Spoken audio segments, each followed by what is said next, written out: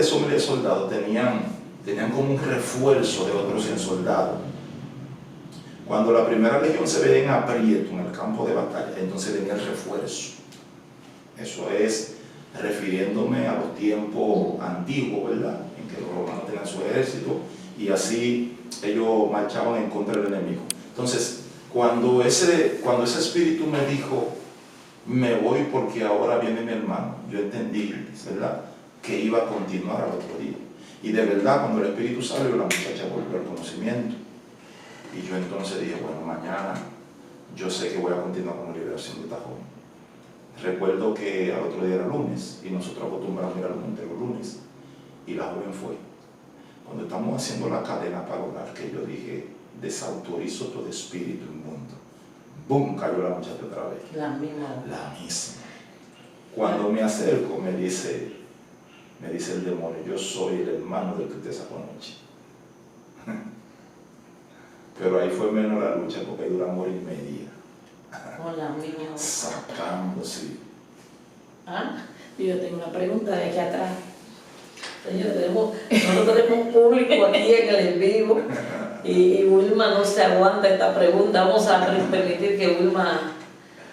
Sí, una pregunta en cuestión a eso. El tiempo de duración de liberación de 3 horas, ¿se puede calcular por la cantidad de espíritus o cómo? Bueno, en mi experiencia, que era la primera vez, ¿verdad?, porque no es lo mismo ya, las horas que duramos era por el nivel de atadura de la joven, por la cantidad, y que se estaban resistiendo a salir. Y como era la primera vez, ¿te ves? ¿No eran muchos? Y eran muchos, legión, se está hablando de miles de demonios. Entonces, por eso el tiempo, por la cantidad. No es por ejemplo, yo he ministrado con liberación a gente que solo han tenido 7 demonios operando en su cuerpo, y eso es seguido. ¿Se entiende? Ahí pam, pam, pam, pam, y salen seguidos. No es lo mismo ministrarle a gente que tiene miles de demonios operando en su cuerpo, a una legión, que por lo general esas legiones pertenecen a brujos o brujas en el territorio, o si no, la persona pertenece a una familia que tiene pacto con la tiniebla. Pastor. Ahí es cuando se abre paso a legiones. ¿Se entiende? Cuando la persona viene de una familia que tiene pacto con la tiniebla, por lo general no se topa con esas legiones. También cuando esas legiones pertenecen a un brujo o a una bruja en el territorio. Ajá. Y eso se conlleva un poco de tiempo. Pastor, nosotros, experiencia, voy a hablar de una experiencia personal. Yo le dije ahorita, yo creo como rebusera. Yo le decía, siempre he dicho cuando comenzamos como iglesia, que el show aquí es de Jesucristo, sí, que aquí no se hace un acepto sobre el lado de esos show. Aquí tenemos una gracia y un favor, que los demonios caen, o sea, aquí ningún demonio se me ha revolteado. Cuando se le dicen que se vayan, ellos se van. Pero ¿qué me llama la atención?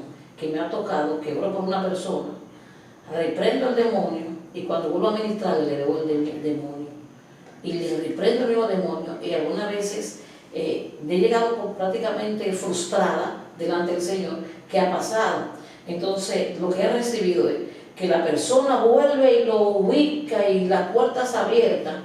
Entonces ya yo digo, pero hay gente con la que uno como que no puede estar oyendo como muchas cosas. El comportamiento de esa joven antes de manifestarse lo que tenía dentro, ¿era un comportamiento, vamos a decir, normal dentro de la iglesia? En el caso de esa joven, para ese tiempo que tenía solo 14 años, hasta donde yo le conocía, tenía un comportamiento normal. Eso es hasta donde uno le conoce como pastor.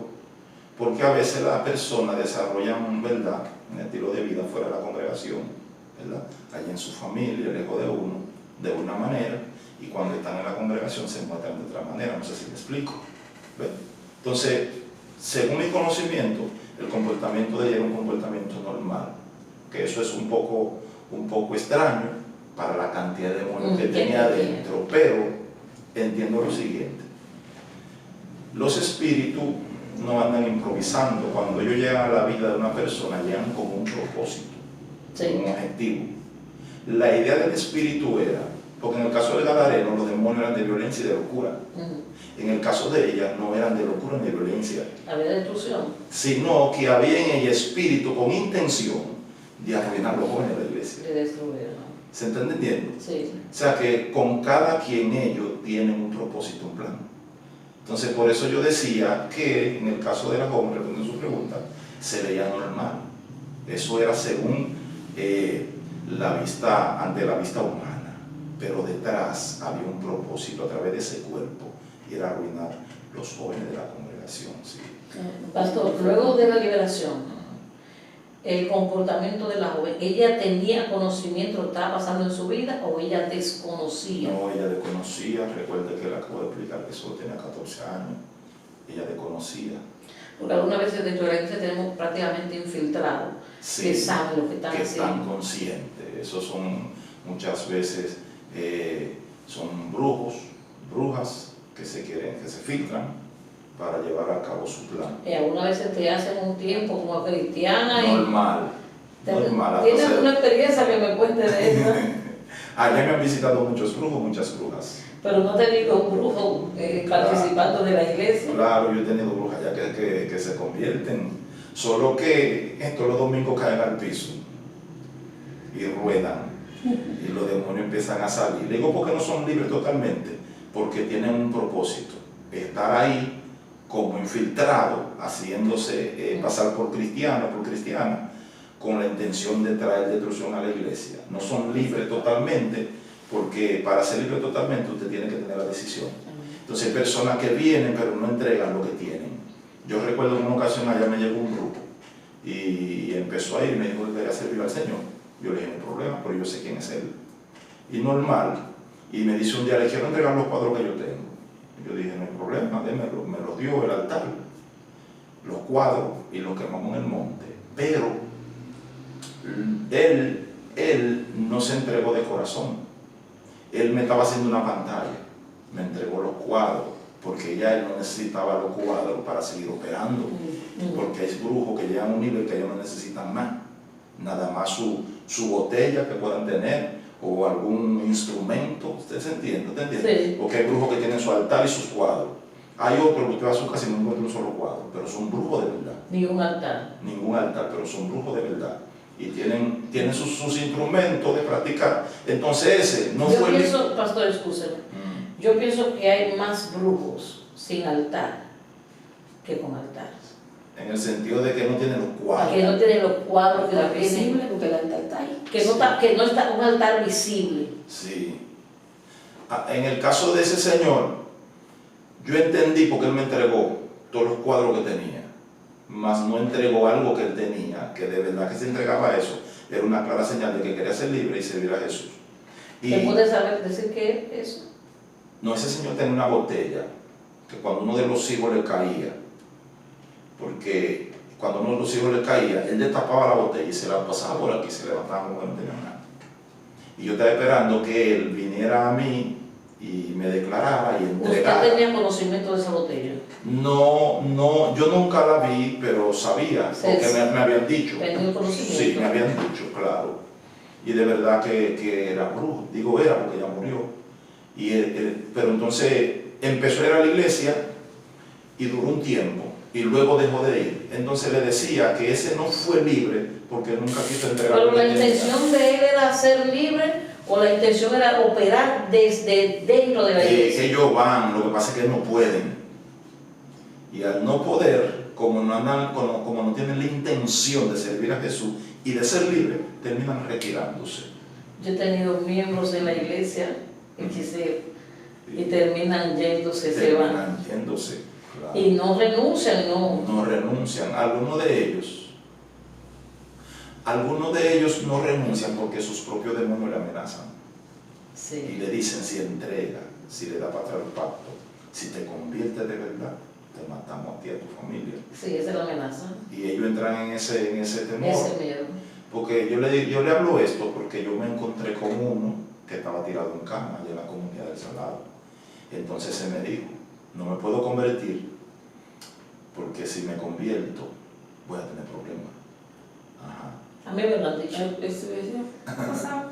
A mí me lo han dicho y me dijo uno, Sí. yo tengo algunos miembros de la iglesia que son hijos de personas más o menos así, y él me dice, deja que vayan ellos, yo no puedo ir, y yo no te van a hacer nada. Y él tenía cáncer y yo fui a orar por él. Y cuando yo, por el brujo, a esa casa, usted no puede, la gente no puede entrar, ahí se levita. Ahí cuando se llama su cosa, hay una hija que levita, Dios mío. Yo no voy a mencionar nombres, tranquilos. Cuando llega y yo voy a la casa, Dios me lleva allá, Dios me hace el llamado como pastora y me hace el llamado a esa comunidad. Yo nunca había ido y está cerca de acá.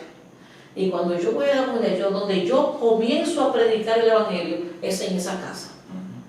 Oye, qué locura. Si Dios me dice a mí lo que está pasando, sabe que ni amarrar me mete Dios ahí. Pero Dios sabe cómo es su cosa. Claro. Cuando voy, él tiene cáncer. Y yo no sé, yo sé que la casa está oscura, yo sé que la cosa es que hay problemas, pero yo no sé lo que usted está moviendo. Y le digo yo que si oro por él porque sea sano. Y me dice él que sí. Pastor, yo le pongo la mano en el muslo así inocentemente. Yo sentí que de mi mano salió algo, este flaquito con el huesito, se le metió en el muslo de él, y lo que se metió en el muslo de él, corriendo por ahí, yo lo veía. Wow. Y él hace así, Impresionante. mira y me mira a mí. Y yo le digo, ¿qué pasó? Y me dice, algo está corriendo dentro de mí. Gloria a Dios. Con la persona que yo... Entonces él, de manera ignorante, terminó haciendo un pacto con la tiniebla a fin de que su negocio prosperara. Y de verdad que su negocio empezó a crecer y a prosperar.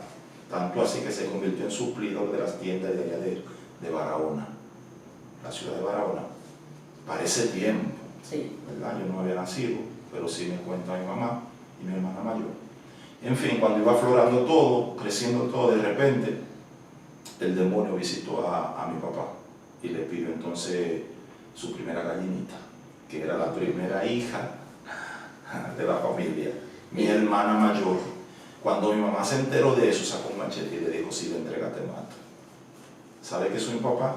Tuvo que entonces darle para atrás el pacto, no entregar a su hija, y entonces eso provocó que entrara a la familia una maldición de miseria. Y por ahí comenzó todo. Mi papá terminó... ¿Es posible darle para atrás después de un pacto en el que el diablo le ha cumplido? ¿Es posible que la persona no le cumpla sin que haya una... Bueno, en muerte de por medio? el caso de mi papá, con relación